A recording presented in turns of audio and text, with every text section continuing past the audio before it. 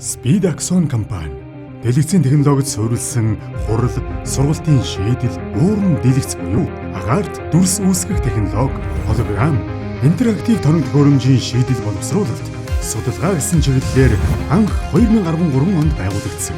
Улмаар 2014 онд Монголын хамгийн анхны бүрэн цахим сургуулийн шийдэл боловсруулж, цахим сургуулийн оюуны өмчийн гэрчлэгээ авсан. Бид тухайн боловсруулсан шийдлийн дагуу 2015 онд Говьсөнбөр аймгийн 1-р 10 жилийн сургуулийг бүрэн цахим сургууль болгох төсөлт ажил, 2016 онд бүрэн цахим коллеж төсөлт ажил, 2017 онд Үлэмж Тэнгэр 10 жилийн сургуулийг бүрэн цахим сургууль болгох ажлыг тус гүйцэтгэж байсан. Бид 2020 оноос эхлэн цахим ангийн шийдэл дээр хөгжүүлэлт хийж, тусалсан сургалт явуулах боломж бүхий цахим ангийн шийдлийг хэрэглэгч нартаа хүргэж байна.